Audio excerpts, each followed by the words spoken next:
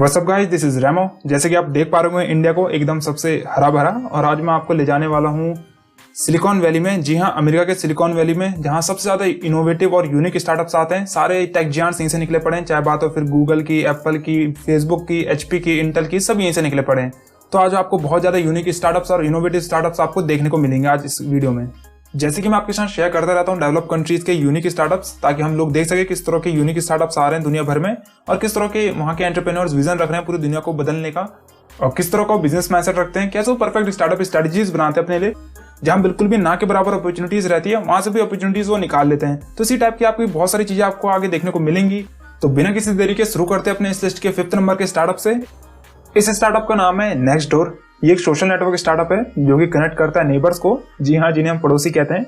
अच्छा, शुरुआत इन्होंने बहुत इंटरेस्टिंग और सिंपल कंसेप्ट से करी कि नेबर को एक साथ जोड़ना है ताकि वो एक दूसरे से बात कर सके और एक दूसरे के साथ प्रॉब्लम्स और हैप्पीनेस को शेयर कर सके। यही इनका शुरुआती मोटिव था। अच्छा, अभी अमेरिका का सोचे चलना, वहां पर जगह बहुत ज्यादा रहती है हर दूसरे घर के बीच में, तो उन्हें खुद को नहीं पता होता कि मेरे पड़ोस में कौन रह रहा है, कौन नया पड़ोसी है, और उनको सही में इन चीजों से मतलब भी नहीं होता। यही चीज अब इंडिया में मेट्रो सिटीज में बहुत ज्यादा देखने को मिल रही है, ज्यादातर जो फ्लैट्स वगैरह में रहते हैं। तो यही मोटिव से ये स्टार्टअप आया कि इस प्रॉब्लम को सॉल्व करेंगे ताकि कनेक्शन रहे नेबर्स के बीच में। अब आपके माइंड में बहुत सारी चीजें क्लैशेस भी कर रही होंगी कि जब व्हाट्सएप है, इंस्टा है, फोन कॉल है, ऐप भी है, तो फिर इन जैसे स्टार्टअप की क्या जरूरत है मार्केट में। यही प्रॉब्लम इनको भी देखने को मिली। अच्छा, 2010 में स्टार्टअप फाउंड हुआ है, और इस 2010 से 2012 के आसपास व्हाट्सएप, एफ बी, इंस्टा, ये सब भी अमेरिका में बहुत ज्यादा हिट होना शुरू हो गए थे उस टाइम। अब इनको इस मार्केट में सर्वाइव भी करना है, तो इन्होंने अपने स्टार्टअप को एक सोशल नेटवर्क प्लेटफॉर्म से एक बिजनेस प्लेटफॉर्म में बदल दिया, जहां पर लोग अपने कोई सी भी चीजें नेबर्स को बेच सकते हैं या उनसे खरीद भी सकते हैं।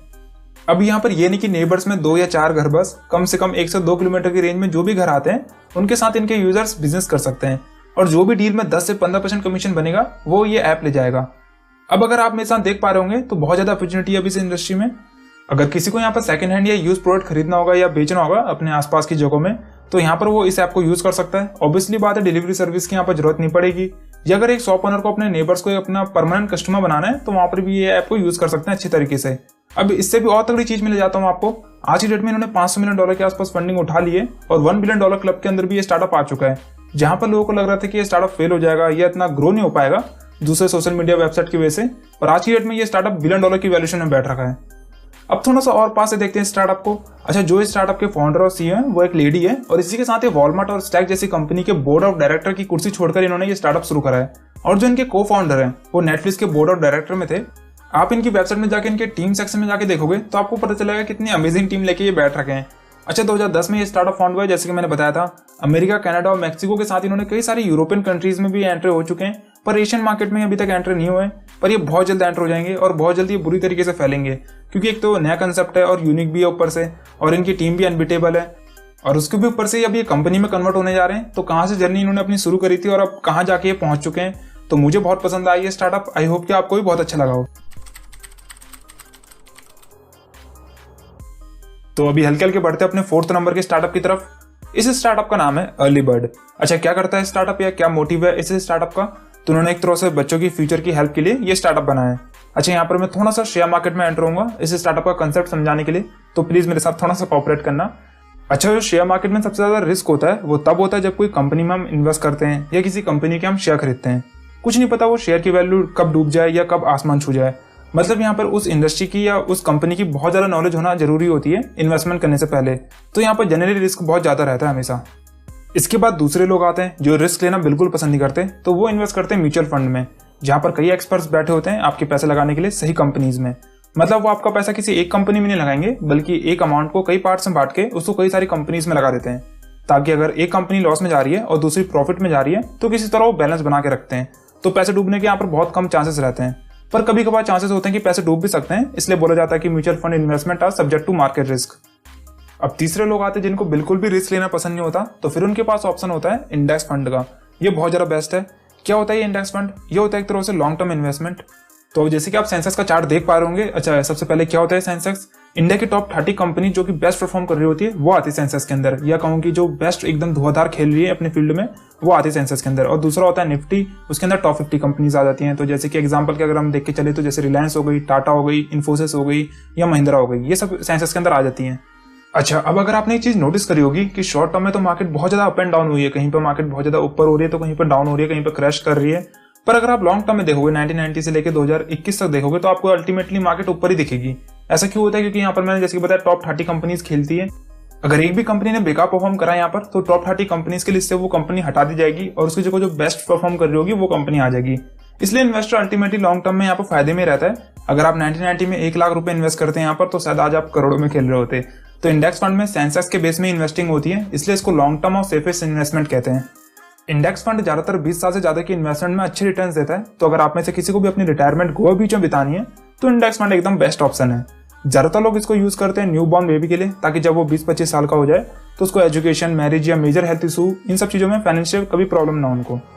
तो यहीं पर ये स्टार्टअप ने भी अपॉर्चुनिटी निकाली है। इन्होंने इस प्रोसेस को पूरा इजी बना दिया अपने ऐप के थ्रू कि अगर न्यू बॉर्न बेबी होता है तो उसको गिफ्ट या ऐसी चीजें ना देखे जिसमें उसको फायदा नहीं होगा फ्यूचर में।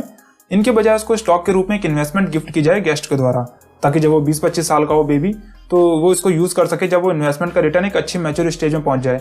अगर थोड़ा सा और पास से देखें इस स्टार्टअप को तो 2019 में स्टार्टअप फाउंड हुआ है। बहुत कम टाइम में बहुत ज्यादा पॉपुलर हो गई है। अभी तक $3.5 मिलियन की इन्होंने फंडिंग भी उठा ली है। अभी ये सिर्फ यूएसए की मार्केट में अपनी सर्विस दे रहे हैं। अब जैसे जैसे ग्रो होते जा रहे हैं टाइम के साथ तो ये और भी टाइप की इन्वेस्टमेंट का ऑप्शन दे रहे हैं, जैसे कि बॉन्ड्स के रूप में आप गिफ्ट दे सकते हो, फिर स्टॉक हो गई या म्यूचुअल फंड। तो कई सारे ऑप्शन इन्होंने ओपन कर दिए अपने प्लेटफॉर्म में।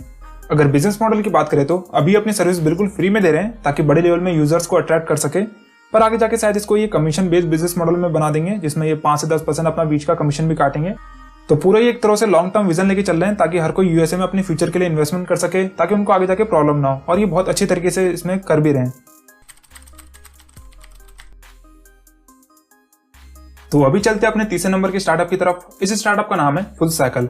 अच्छा, आज की डेट में क्लाइमेट चेंज की प्रॉब्लम सबसे ज्यादा होती जा रही है सब कंट्रीज के लिए, और आज की डेट में सबसे बड़ी अपॉर्चुनिटी भी यही मानी जा रही है कि जो इस प्रॉब्लम को सॉल्व करेगा वो सीधे $multi-billion और कई चांस तक हो सकता है कि $1 ट्रिलियन क्लब के अंदर भी एंट्री ले सकता है।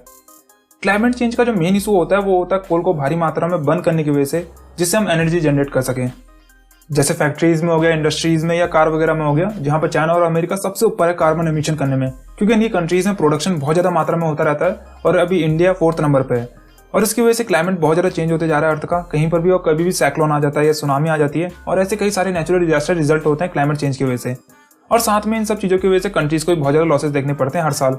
तो यहाँ पर इसका सिंपल सा सॉल्यूशन है कि कार्बन लेवल को या तो कम करना है या कम से कम न्यूट्रल में तो लाना ही है। तो यहीं पर ये स्टार्टअप हेल्प में आता है। सेम जैसे टेस्ला इलेक्ट्रिक कार के थ्रू बहुत ज्यादा हेल्प करेगा आने वाले टाइम में क्लाइमेट चेंज या ग्लोबल वार्मिंग को बैलेंस करने में, वैसे सेम फुल साइकिल भी हेल्प करता है एनर्जी प्रोड्यूस करने में वेस्ट मटेरियल के थ्रू, ताकि जो भी वेस्ट है जैसे कि प्लास्टिक बोटल्स हो गई या कुछ भी गार्बेज वगैरह हो गया, उनके थ्रू एनर्जी बनाना, ताकि कार्बन एमिशन कम से कम हो फैक्ट्रीज और इंडस्ट्रीज में। आज की डेट में आप टेस्ला की शेयर की वैल्यू देख ही सकते हो किस तरह से ऊपर बढ़ती जा रही है। एक साल में इलॉन मस्क $30 बिलियन से सीधे $100 बिलियन के नेटवर्थ में पहुंच जाते हैं। सेम ऐसी दूसरी कंपनीज या एंटरप्रेन्योर्स के साथ भी हो रहा है जो भी क्लाइमेट चेंज सॉल्यूशन इंडस्ट्रीज में लगे पड़े हैं, जिसमें फुल साइकिल स्टार्टअप भी बहुत तेजी से ऊपर बढ़ते जा रहा है। तो ये कहना गलत नहीं होगा, शायद के आने वाले टाइम में ट्रिलियनियर इस इंडस्ट्री से ही होंगे। अगर थोड़ा सा इनके ग्रोथ के ऊपर और देखे तो 2013 में स्टार्टअप फाउंड हुआ है। अमेरिका और कनाडा में इन्होंने अभी तक एक्सपेंड कर लिया अच्छी तरीके से, और बहुत इंप्रेसिव ग्रोथ रही है इनकी रिसेंट ईयर्स में भी। तो अभी बढ़ते अपने सेकंड नंबर के स्टार्टअप की तरफ। इस स्टार्टअप का नाम है Bumped.com। अच्छा, जब आप ऑनलाइन शॉपिंग करते होंगे या किसी भी टाइप की शॉपिंग करते होंगे तो आपने कैशबैक का नाम सुना होगा, रिवॉर्ड्स का नाम भी सुना होगा, पॉइंट्स या कूपन कार्ड्स, इन सब का नाम आपने सुना होगा जब भी आप ऑनलाइन शॉपिंग वगैरह करते होंगे।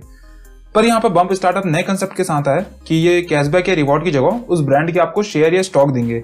एग्जाम्पल के थ्रू समझाने की कोशिश करता हूँ आपको। मान के चलना जैसे कि आपने नेटफ्लिक्स का सब्सक्रिप्शन खरीदा, तो आपको यहाँ पर $10 या $20 का कैशबैक ना मिलके नेटफ्लिक्स के आपको $10 के वैल्यू के शेयर मिल जाएंगे।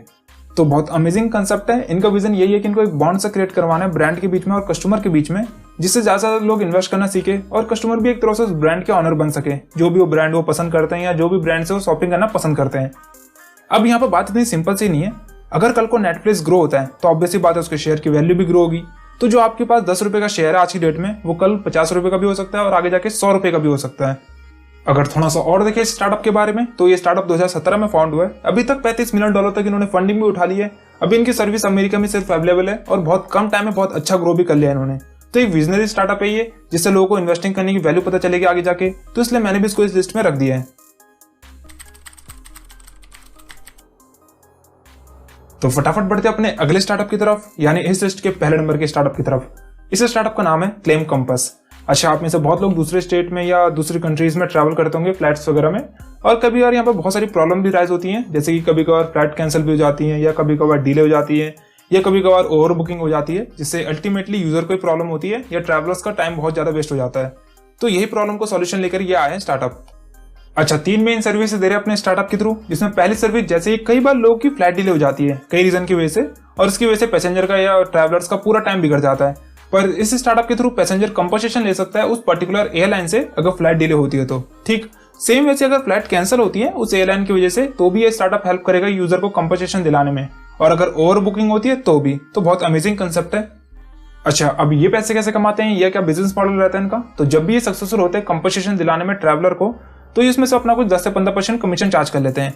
और अगर एयरलाइन डिनाई करती है या मना करती है कंपनसेशन के लिए कि भाई हम तो नहीं दे रहे, जो करना कर लो, तो ये उस एयरलाइन को कोर्ट में ले जाते हैं, क्योंकि अमेरिका और यूरोपियन कंट्रीज में ये लॉ है कि अगर फ्लाइट डिले होती है या कैंसिल होती है या ओवर बुक्ड हो जाती है तो ट्रैवलर डिमांड कर सकता है अपने कंपनसेशन के लिए उस एयरलाइन से। ये सब मैं नहीं कह रहा, सारे लॉज इनकी वेबसाइट में लिखे हुए हैं। ज्यादातर इन राइट्स के बारे में लोगों को पता भी नहीं होता, और बल्कि एयरलाइंस वाले बताते भी नहीं है। अच्छा, अब अगर थोड़ा सा इनके ग्रोथ के ऊपर देख लेते हैं तो 2015 में स्टार्टअप फाउंड हुआ है। सिर्फ अमेरिकन और यूरोपियन कंट्रीज में इन्होंने एक्सपेंड किया हुआ है। अभी तक $1.8 बिलियन के आसपास इन्होंने अभी तक फंडिंग भी उठा ली है। तो एकदम एसेट लाइट बिजनेस मॉडल है। आई होप कि आपको भी अच्छा लगा स्टार्टअप। तो यही तो कुछ अमेरिका के मोस्ट यूनिक और विजनरी स्टार्टअप जो कि मुझे लगे आपके साथ शेयर करने चाहिए। और आपको कैसे लगे स्टार्टअप, कमेंट सेक्शन में जरूर बताना।